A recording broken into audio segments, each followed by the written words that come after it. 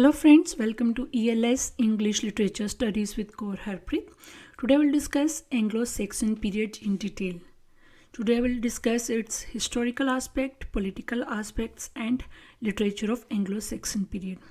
And today's lecture is going to be bilingual. ये दो languages में मिक्स्ड होगा, English and Hindi, for all my lovely subscribers, right. And आपने सही सुना कि आज एंग्लो सेक्सन पीरियड का हर aspect I will try to cover it, right? It is going to be a lengthy video, but you will really enjoy the explanation, right? Talking about Anglo-Saxon period. Anglo-Saxon period is also known as Old English period, right friends? जो Anglo-Saxon period है उसको Old English period के नाम से भी जाना जाता है, Old English literature के नाम से भी जाना जाता है एंड Anglo-Saxon literature के नाम से भी जाना जाता है, राइट.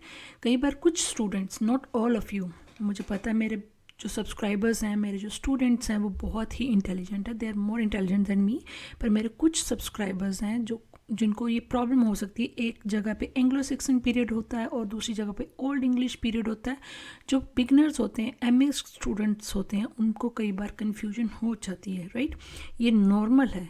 तो उनके लिए मैंने ये स्लाइड रखी है कि Anglo Saxon period, old English period, ये एक ही चीज़ है, राइट. कमिंग टू नेक्स्ट आज के टॉपिक में I am going to discuss this time period. We will discuss about Celts in Britain, then Roman occupation, Anglo Saxon invasion और इसके साथ इनका लिटरेचर भी डिस्कस होगा, then King Alfred against the Danes and Norman invasion, right. So these are the topics. I hope you will continue watching me, and if you like the content, please hit the like button, share and subscribe my channel. Now coming to the main point. Friends, जब भी Anglo Saxon period की बात करते हैं तो सबसे पहले हम शुरू करेंगे केल्स से, राइट. केल्स जिनको कि ब्राइथॉन्स एंड गेल्स के नाम से भी जाना जाता है, राइट. और अगर हम ब्रिटेन नाम की बात करें तो वो ब्रिटेन नाम भी ब्राइथॉन्स से ही लिया गया है, राइट. और ये जो स्केल्स हैं, दीज आर ओरिजिनल इनहेबिटेंट थे ये, और इंग्लैंड के, इनके डिसेंडेंट थे ब्राइटॉन्स, आयरिश, वेल्श, ये सभी इनके केल्स के डिसेंडेंट थे, राइट.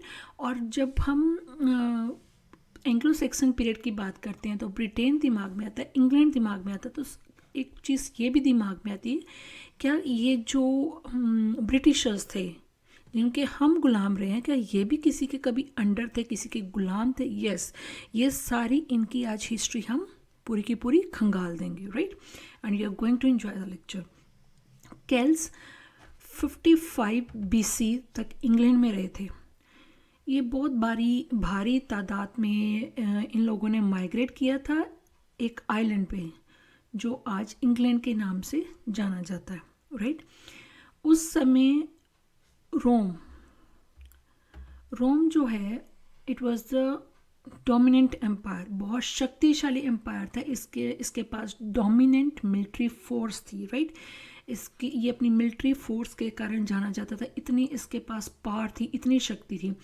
तो क्या हुआ फ्रेंड्स कि ये जो रोमन्स थे बार बार आकर इस आइलैंड पे इन्वेशंस करते थे, और 55 BC में ये इंग्लैंड ही आ गए, राइट.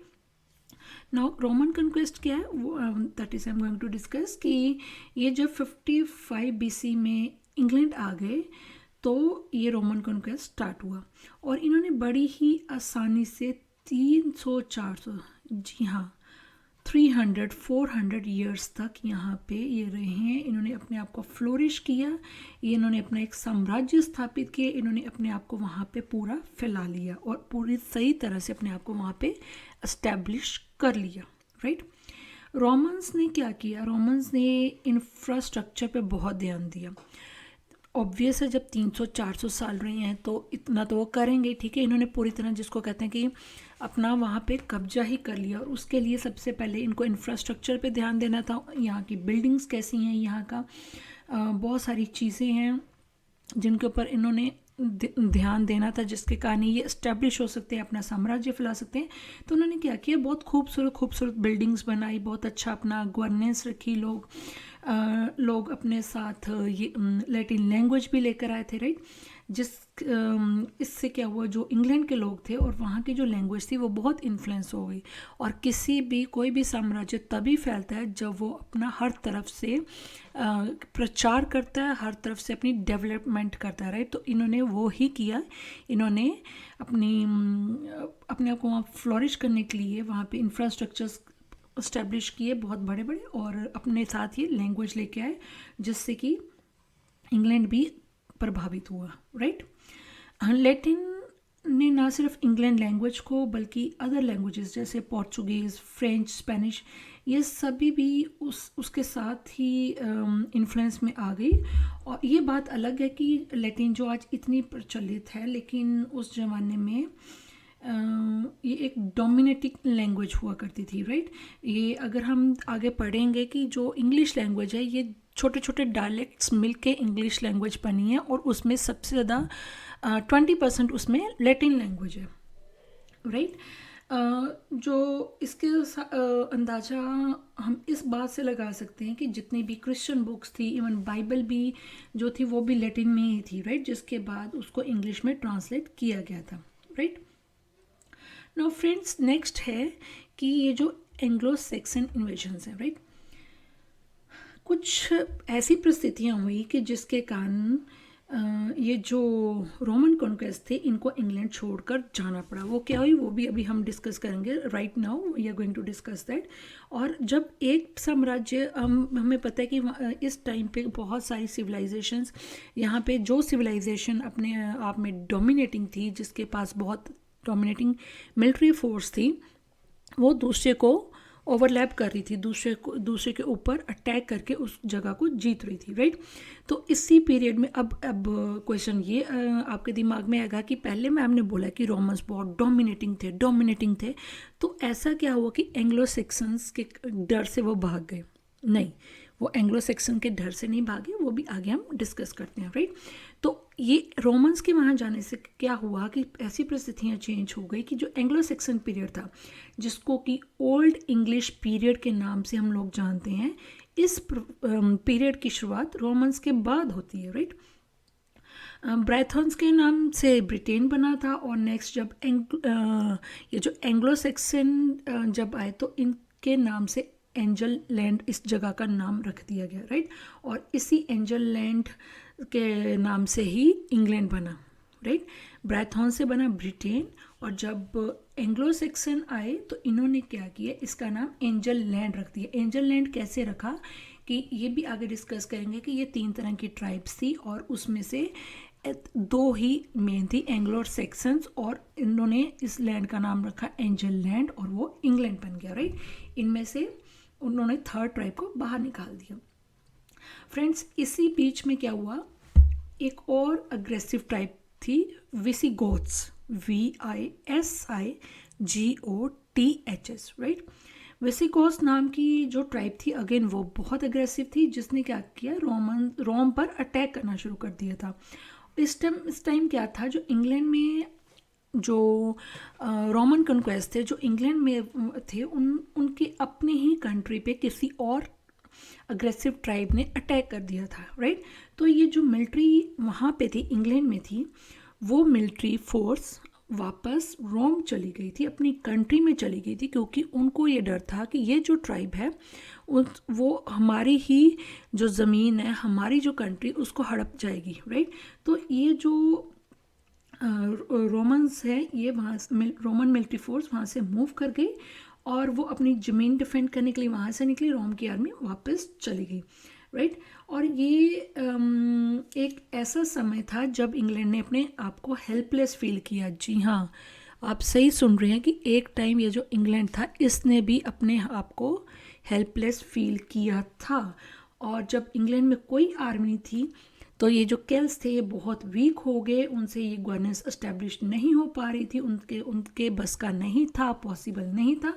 अब उन्होंने क्या किया, अब उन्होंने देखा कि हमसे ये हैंडल नहीं हो रहा है। क्यों? क्योंकि ये जो इंग्लैंड है, ये एक ओपन स्पेस हो गया था जिस पर कोई भी रूल कर सकता था, राइट। और जो केल्स थे वो अपने आप को इतना पावरफुल नहीं मानते थे। ऐसे में उन्होंने क्या किया कि कई ट्राइब्स थी जो इंग्लैंड में आ गई, और जिनमें दो इम्पॉर्टेंट ट्राइब आई थी, Picts and Scots, right. Picts and Scots, Picts जो थे वो नॉर्थ से आए थे, PICTS, Picts, and Scots, Picts जो नॉर्थ से आए थे एंड जो स्कॉट्स थे वो आयरलैंड से आए थे, राइट। इंग्लैंड में इन्होंने हमले करने की कोशिश की, और केल्ट्स जो थे इतनी सारी ट्राइब्स को देख के डर गए, और उन्होंने क्या किया, एंग्लो सेक्सन्स को अपने बचाव के लिए बुलाना सही समझा, राइट। उन्होंने इनको इनवाइट कर लिया कि हमें ये जो छोटी छोटी ट्राइब्स हैं उनसे बचाया जाए। पर हम कह सकते हैं कि ये उनकी गलती थी। गलती क्यों थी? क्योंकि केल्ट्स ने क्या किया, पिक्स एंड स्कॉट्स जैसी ट्राइब से डर के किसी तीसरे इन्वेडर को वहाँ पे बुला लिया। तो आफ्टर ऑल एंड तो वो ही होना था, जहाँ तो पिक्स एंड स्कॉट्स उनके ऊपर अपना क्या कहते हैं कि रूल बना लेते, या फिर एंग्लो सेक्सन बना लेते। एंग्लो सेक्सन जो थे ये ज़्यादा पावरफुल थे, तो इन्होंने क्या किया, सारी ट्राइब्स को निकाल दिया। और ये जो इसका फ़ायदा इनको ये हुआ कि जो इंग्लैंड है पिक्स और स्कॉट्स जैसे इन्वेडर से तो बच गया, लेकिन एंग्लो सेक्सन्स ने अपनी वहाँ पे हुकूमत जमा ली, राइट। अब इंग्लैंड एक नए शासक के अंडर आ गया, और वो था एंग्लो सेक्सन। एंग्लो सेक्सन में 3 तरह की ट्राइब्स थी, राइट। फर्स्ट थी एंजल्स, सेकंड थी सेक्सन्स, एंड थर्ड थी Jutes, JUT, then sorry for my speed, Jutes, right. Anglo section में ये थर्ड ट्राइब थी। फर्स्ट थी एंग्लो, सेकंड थी सेक्सन, एंड थर्ड थी ज्यूट। तो ये जो ज्यूट थी ये इतनी इम्पोर्टेंट नहीं थी, तो एंग्लो सेक्सन ने क्या किया, इन्होंने ज्यूट्स मतलब एंग्लो सेक्सन जो थे ये इम्पोर्टेंट होने के कारण ये ट्राइब मेन थी, और ज्यूट्स एक तरह से ख़त्म ही हो गए। ये सिर्फ एंग्लो सेक्सन्स के नाम से ही ये ट्राइब जानी जाती थी, राइट। इस सब बीच में एक और चीज़ हुई कि जो केल्ट्स थे उन्होंने इंग्लैंड को पूरी तरह छोड़ दिया, और डिफरेंट प्लेसेस पे माइग्रेट हो गए, जिसका अफेक्ट ये हुआ, और जिसका आफ्टर रिजल्ट ये हुआ कि केल्ट्स पूरी तरह गायब हो गए, राइट। और एंग्लो सेक्सन थे ये यहाँ पे बस गए, राइट फ्रेंड्स। केल्ट्स से कहानी स्टार्ट हुई थी। केल्ट्स के बाद रोमन कन्क्वेस्ट हुआ। रोमन कन्क्वेस्ट के बाद जो रोमन थे, जो रोम की आर्मी थी, उसको रोमन्स को वापस जाना पड़ा रोम।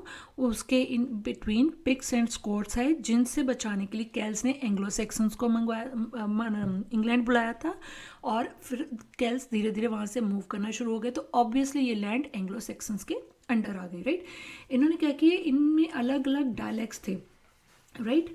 और पूरे ये लोग ऐसे थे कि पूरे ब्रिटेन पर छा गए, और एंजल लैंड इन्होंने नाम रख दिया, और इन्होंने ये वाले किंगडम्स बनाए, राइट। नाम यहाँ पे लिखे हैं मैंने, Northumbrian, then Mercian, then the West and the Kentish, right. और इस समय क्या हुआ, ये 4 डायलेक्ट्स थे और 7 किंगडम्स थे। इस टाइम क्या हुआ, जो किंग एल्फ्रेड द ग्रेट था, राइट, ये उनका हेड हुआ करता था, और किंग एल्फ्रेड द ग्रेट ने 7 किंगडम में इंग्लैंड को डिवाइड किया। और इसमें जो वेसेक्स है, सबसे मेन थी Wessex, right. Wessex was the head, Wessex was the head, and जो किंग था वो भी वेसेक्स में रहता था। फ्रेंड्स, थॉमस हार्डी की अगर हम बात करें तो उसके वर्क्स में वेसेक्स का नाम हम सुनते हैं, हम जानते हैं, और मैंने वेसेक्स नॉवल को डिस्कस भी किया हुआ है, राइट। तो किंग एल्फ्रेड ने क्या किया, इनको 7 किंगडम्स में डिवाइड कर दिया। अगर हम देखें, जो मैंने पहले भी बोला था कि जो इंग्लिश है वो इन सारे डायलेक्ट्स का मिक्सचर है, और इनमें से लैटिन सबसे इम्पॉर्टेंट है, राइट। इसका 20% उसमें। अब उसके बाद क्या हुआ, इसी दौरान जो वाइकिंग्स थे, राइट, वाइकिंग्स ने अटैक करना शुरू कर दिया, ये वाइकिंग्स अगेन ये बहुत ही जंगली किस्म की ट्राइब थी। इनकी क्रूअल्टी, इनकी एग्जीक्यूशन से पता चलती है ये इतने क्रूअल थे कि ज़िंदा इंसान को इतनी बुरी तरह से ये नोकीले हथियारों से पीटते थे, उसके विंग्स बना देते थे, और जिसको एक जगह ब्लड ईगल का नाम भी दिया गया, लेकिन ये अभी कुछ स्कॉलर्स के अकॉर्डिंग ये इन्फॉर्मेशन गलत है और कुछ के अकॉर्डिंग वो कहते हैं कि इसको सही मानते हैं। ये अभी अंडर रिसर्च है, राइट। अब ये क्या हुआ, जो वाइकिंग्स थे ये अपने आप में ही बहुत जंगली थे, किसी को भी इतनी बुरी तरह से पनिशमेंट देते थे कि वो उसकी पूरी हालत ही ख़राब कर देते। इतनी क्रूअल ट्राइब थी ये वाइकिंग्स, राइट। फिर फ्रेंड्स उसके बाद क्या हुआ, नॉर्मन कन्क्वेस्ट हुआ 1066 एडी में, राइट। 1066 एडी में एंग्लो सेक्सन्स एंड वाइकिंग्स दोनों का एंड हुआ। जब नॉर्मन कन्क्वेस्ट ने अटैक किया था, ये लोग फ्रांस से आए थे और अपने साथ फ्रेंच लाए थे। पहले हमने पढ़ा था कि रोमन्स लैटिन लाए थे और अब फ्रांस से फ्रेंच आई थी, ठीक है। और ये जो नॉर्मन कन्क्वेस्ट लोग हैं जिन्होंने इंग्लैंड में फ्रेंच को इंट्रोड्यूस किया था, इनका किंग था किंग विलियम द कन्क्वरर, जिसने हेरोल्ड गॉडविंसन को हराया था, राइट। फ्रेंड्स कहानी अभी बाकी है, अभी ख़त्म नहीं हुई है। ये जो है नॉर्मन कन्क्वेस्ट, ये नेक्स्ट वीडियो में इसको हम फिर कंटिन्यू करेंगे। जैसे मैंने थंबनेल में लिखा है कि एंग्लो सेक्सन लिटरेचर भी डिस्कस होगा। सो एंग्लो सेक्सन लिटरेचर की अगर हम बात करें तो it encompasses literature written in Anglo-Saxon during the 600-year Anglo-Saxon period of Britain from the mid-5th century to the Norman conquest of 1066 AD, right? Friends, Anglo-Saxon period में literature बहुत कम लिखा गया था। ओरल लिटरेचर की अगर हम बात करें तो वो बहुत अबंडेंस में था, राइट। ओरल लिटरेचर हमारे पास बहुत था, लेकिन जो रिटन था ये जो था कि एक जो मान्य कथाएं होती हैं जो एक आदमी से दूसरे आदमी तक पहुंचती हैं, ये इस तरह का लिटरेचर पॉपुलर था। और in terms of written literature अगर बात करें तो there was handful of text, और जो रिटन लिटरेचर था उससे वो बहुत ही कम अवेलेबल था, जितना अवेलेबल था वो डैमेज हो चुका था, राइट। और फ्रेंड्स इसमें ये है कि जो एंग्लो सेक्सन लिटरेचर है, ओल्ड इंग्लिश पोएट्री है, it was an oral craft. ये रिटन में इनकम्प्लीट थी, इसमें ओरल स्टोरी टेलिंग का ज़्यादा महत्व था और रिटन में ये कम अवेलेबल थी, राइट। ओल्ड इंग्लिश पोएट्री हम इसको देखें तो it is of two types. First is heroic Germanic pre Christian and second is the Christian. और अगर हम मैन्यूस्क्रिप्ट्स की बात करें तो first manuscript is Junius manuscript, it is also known as Caedmon manuscript, that is a poetic anthology, right. Then second manuscript जो है it is also a collection of poems, and we can say it came to be known as wisdom poetry, right. Third is Versilli book, it is a mixture of poetry and prose and matter of debate also. Next is novel codex.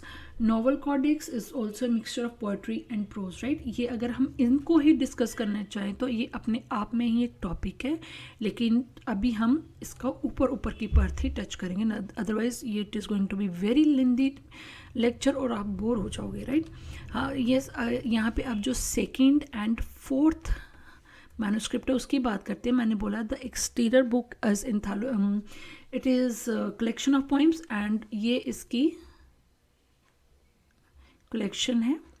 The Wanderer, Seafarer, the Wife's Lament, the Husband's Message, the rune and 95 riddles, right. Then Nowell Codex की बात करें, Nowell Codex it is a mixture of poetry and prose, and the longest and the most important is Beowulf, which appears in the damaged novel codex, right.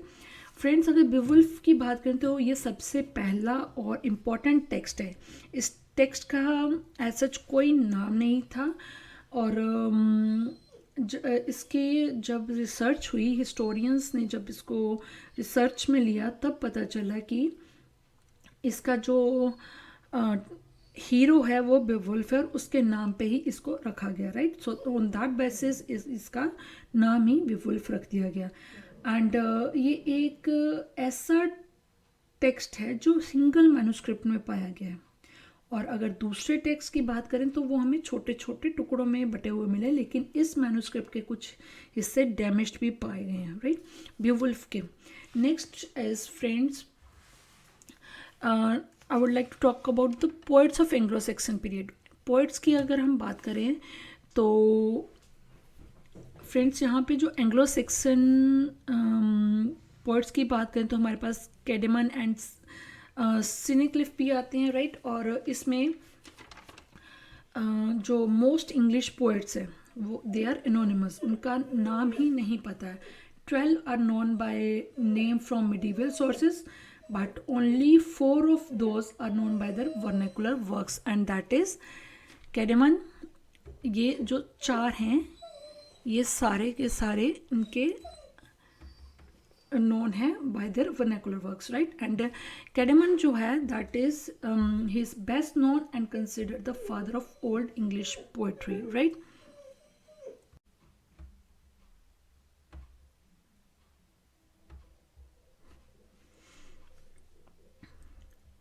Friends next is, अगर हम heroic poems की बात करें तो then I have discussed Beowulf.